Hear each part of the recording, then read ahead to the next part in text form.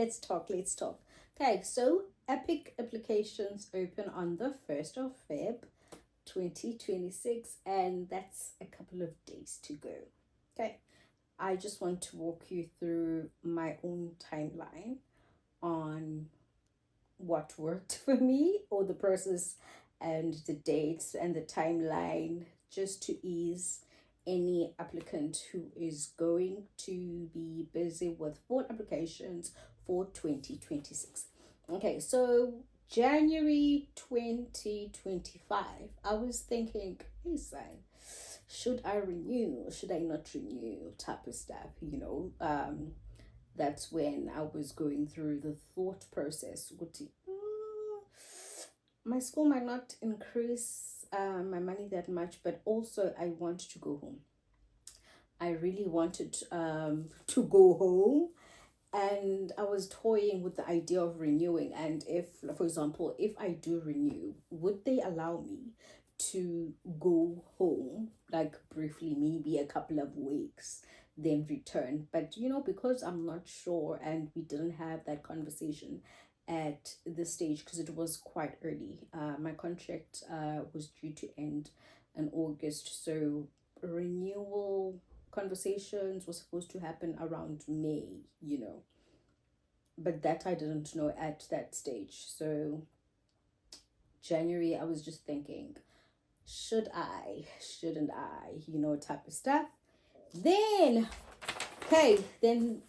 what happened is, that passed because I decided, no, I'm going to apply. Because in the previous year, before I came, the year that I came to Korea, 2024, in May, I was in a conversation with Kovia, right?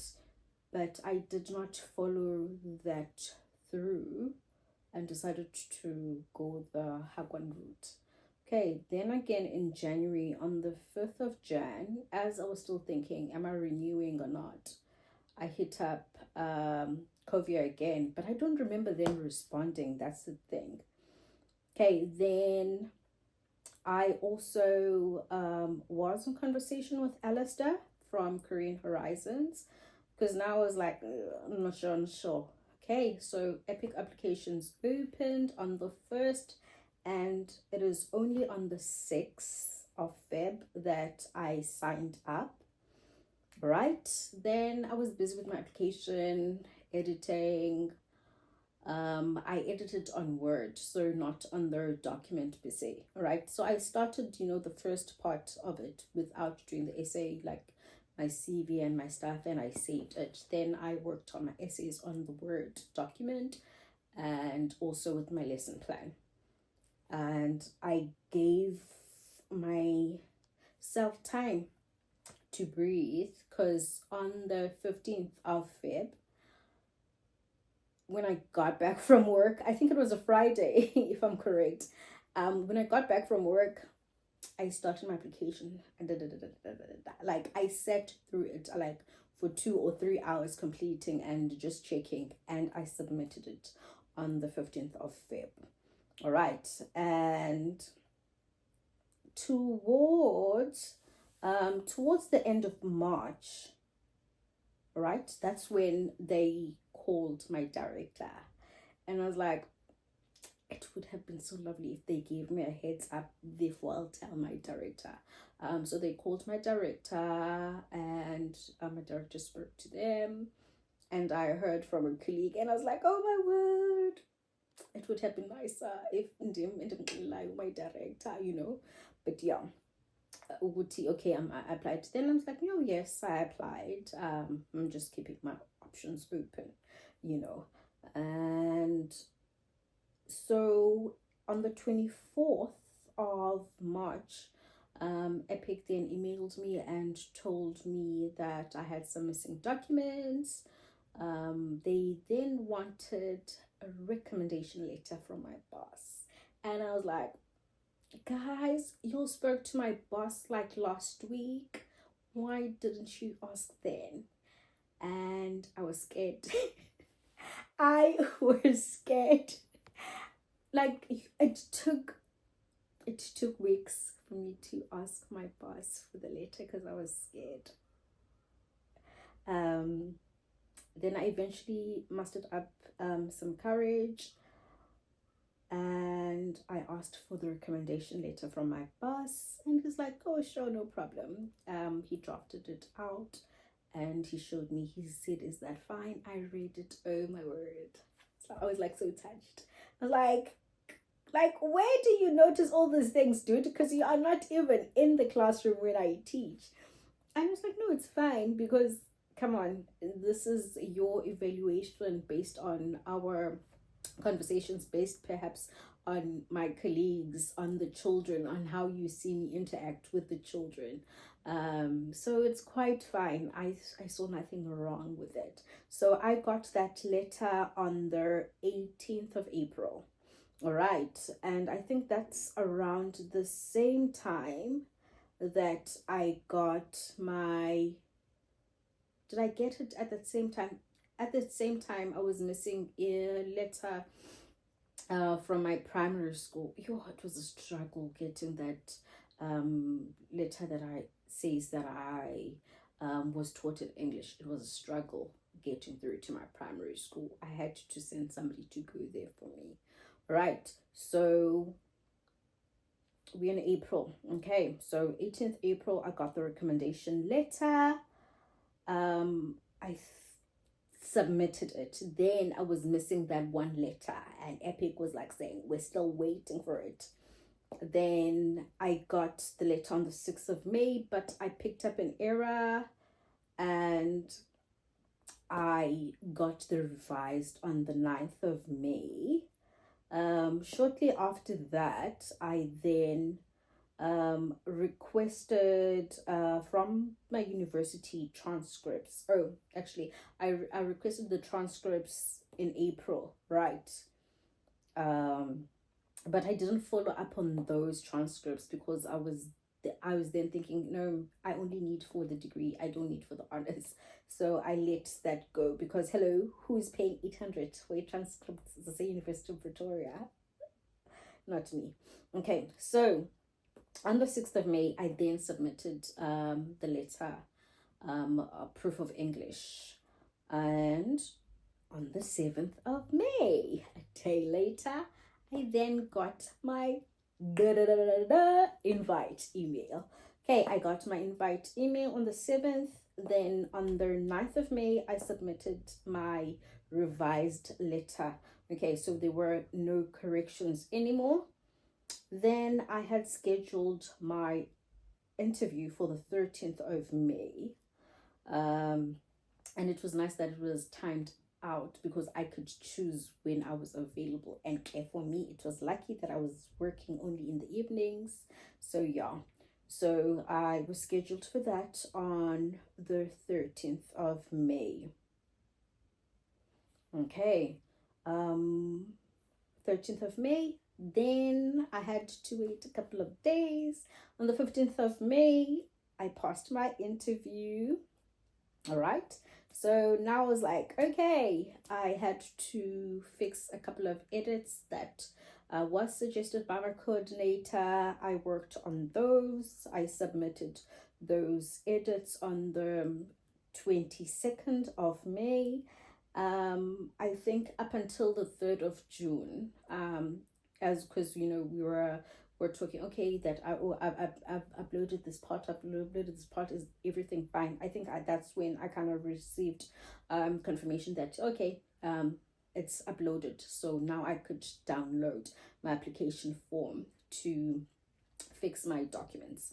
Okay, and this side I was communicating with Vit for my transcript and them sending it to my friend. So then my friend was going to send the transcript and my letters, my proof of English letters and my recommendation letters. So I asked my cousin in Durban to send it to her in Joburg, and I asked the people who were sending the recommendation letters, I asked somebody to go collect. Okay, so they sent it to Joburg. So all the documents were arriving in Joburg to my friend. When she then got the documents, I sent her that note that they mustn't open those envelopes so she can stick it in, and she took my stuff to Postnet, and I sent money. So I then got my documents, I think around the 10th of June, right? Then no, actually not 10th of June, around the 9th of June. So on the 10th, I think I was just checking everything is okay, and I sent my stuff, and my documents were then received on the 11th of June. And on the 12th, my coordinator told me that she had reviewed and was recommending my stuff. So 12th of June, then I had to wait because placement, itini mangwanang. Okay, so then come month end on the 25th of June, I got my placement email, and it was my first option, in as much as after the interview I had given her other options, because I was like, I'm flexible, and as much as I just only put one area, I really wanted to come to the city, and I'm just so grateful that I'm finally here. Like, this is a city I can live for, I think, ages, you know. It's a nice big city, and I like it, besides the heat, okay, in summer, but I like it. I love it here. All right, so the 25th of June, that's when I got my placement, and immediately afterwards I sent an email saying I accept, because I got that email, I think, after work. Then the following day I was asked to confirm my address, and I did. Then I got my documents on the 1st of July, which is like 5 days after me being placed. Now the only thing that is different with my documents, because I was already in the country, is that I had to go to immigration to get a copy of my SECA, my police clearance. There is an entry exit slip or form that I get from there, including the visa issuance that I got from Pretoria, that is also needed, and a receipt, itemized receipt, to show that, okay, I came to immigration and I asked for a copy of my SECA and a copy of my PCC. So those were the different things from other applicants who apply in South Africa or in Canada or wherever they are from. That was the only difference. And when now I had to go do my new ARC, I needed a business registration from my school and the lease agreement. Yeah, I don't think I needed that tax thing, but there is a tax document that I did get from my previous school, which I was asked that I need to get. I'm not sure if I submitted it at immigration or not. But yeah, but my move has been smooth. And I've been placed at the greatest office of education.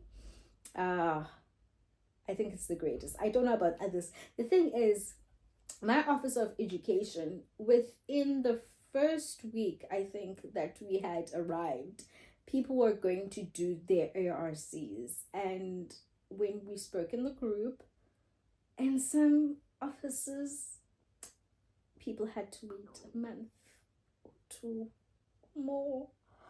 So I'm just grateful about where I'm placed. That's my timeline, guys. On the 1st of February, applications for EPIK open. This is your chance. This is your opportunity to come to South Korea to teach English, to explore the country, to explore different things that you want. But again, 1st of Feb, applications for EPIK open. All right, so applications are opening, and I just want to wish you all the very best. Signing out. EPIK teacher in the building. Anyways, guys, please like, subscribe, and share. Comment. Nyandisa Sobahle. Bye.